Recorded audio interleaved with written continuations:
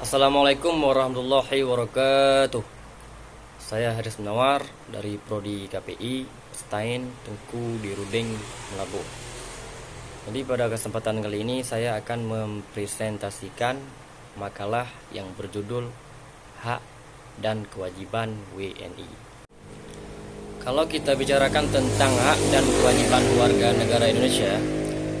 negara Indonesia berhak mendapatkan pekerjaan kehidupan yang layak dan berhak untuk hidup serta mempertahankan kehidupannya.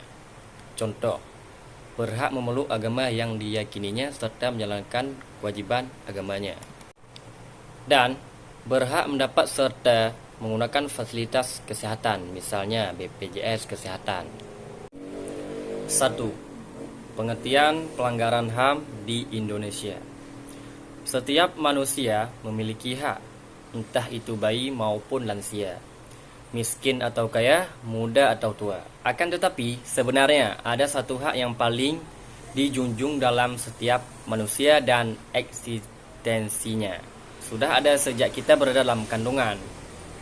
Hak tersebut adalah hak asasi manusia atau yang biasa disebut dengan HAM.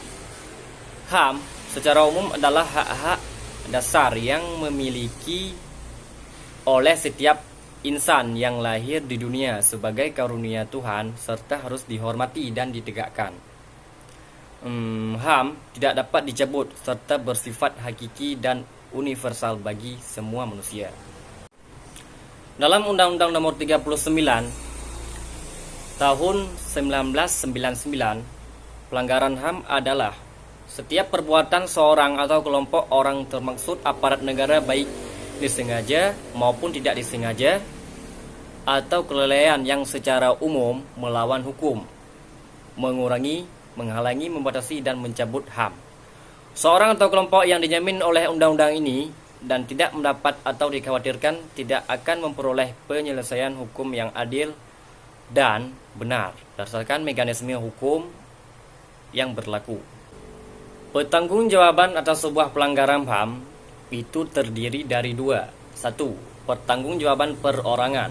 Pertanggungjawaban perorangan bertanggung jawab secara pidana dan dapat dikenai hukuman atas suatu pelanggaran HAM berat yang dilakukan dirinya sendiri.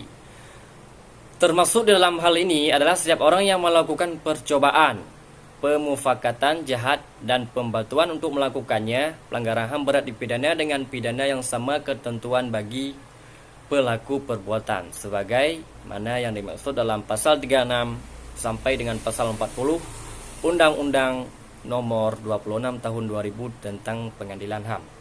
2. Pertanggungjawaban komandan militer dan atasan sipil komandan militer. Pertanggungjawaban komandan militer adalah dipertanggungjawabkan pelanggaran HAM berat yang dilakukan oleh pasukan atau anak buah yang berada di bawah komandonya. Ketentuan ini terdapat dalam pasal 42, yaitu komandan militer atau seorang yang secara efektif bertindak sebagai komandan militer dapat dipertanggungjawabkan terhadap pelanggaran HAM berat yang dilakukan pasukan yang berada di bawah komando dan pengadilannya yang efektif. 2. Peka terhadap pelanggaran HAM. Perempuan dan anak merupakan kaum rentan akan kejahatan yang perlu untuk dilindungi.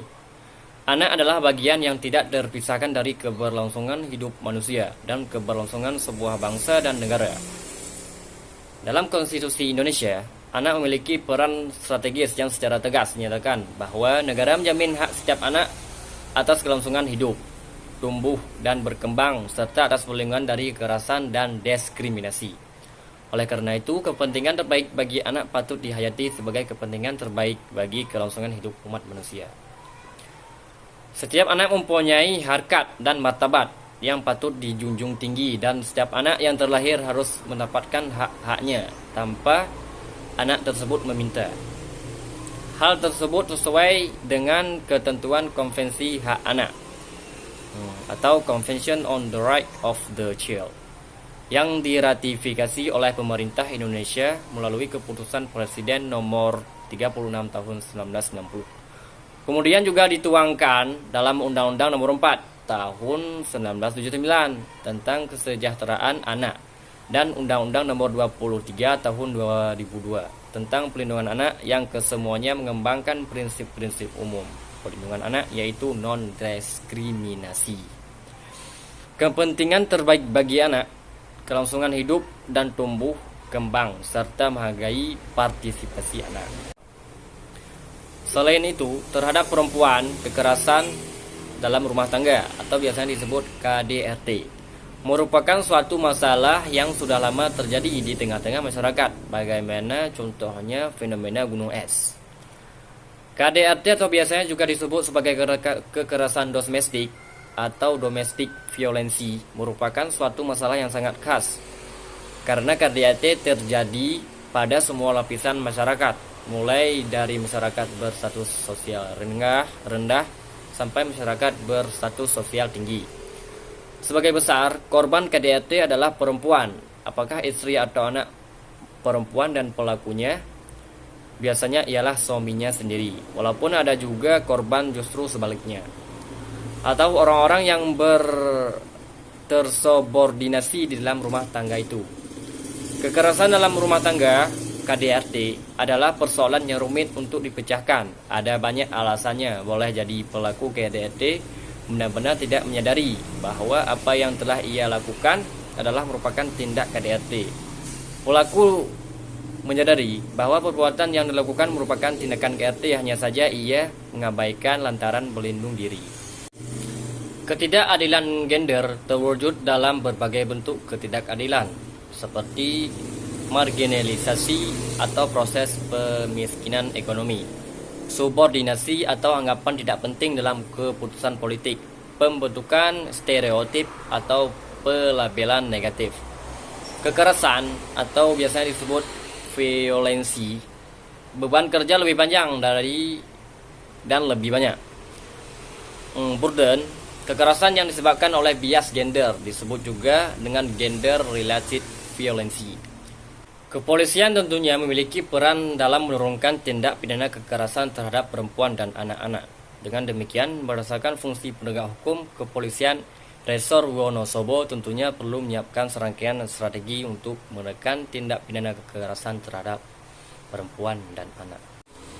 Jadi, kesimpulannya, pelanggaran HAM adalah setiap perbuatan seorang atau kelompok orang termasuk aparat negara, baik disengaja ataupun tidak disengaja, atau kelalaian yang secara hukum mengurangi, menghalangi, membatasi dan atau mencabut HAM seseorang atau kelompok orang yang dijamin oleh undang-undang ini, dan tidak menempatkan atau dikhawatirkan tidak akan memperoleh penyelesaian hukum yang berlaku. Pelanggaran HAM dapat dikelompokkan menjadi dua macam: pelanggaran HAM berat dan pelanggaran HAM ringan. Pelanggaran HAM dapat dilakukan oleh pihak negara atau bukan negara. Dan sebagai saran, sebagai makhluk sosial kita harus mampu mempertahankan dan memperjuangkan HAM kita sendiri. Di samping itu, kita juga harus bisa menghormati dan menjaga HAM orang lain. Jangan sampai kita melakukan pelanggaran HAM tersebut, dan jangan sampai pula HAM kita dilanggar dan diinjak-injak oleh orang lain. Jadi, dalam menjaga HAM kita harus mampu menyelaraskan dan mengimbangi antara HAM kita dengan HAM orang lain. Baik, hanya ini saja yang dapat saya presentasikan. Lebih dan kurang saya mohon maaf. Saya akhiri. Assalamualaikum warahmatullahi wabarakatuh.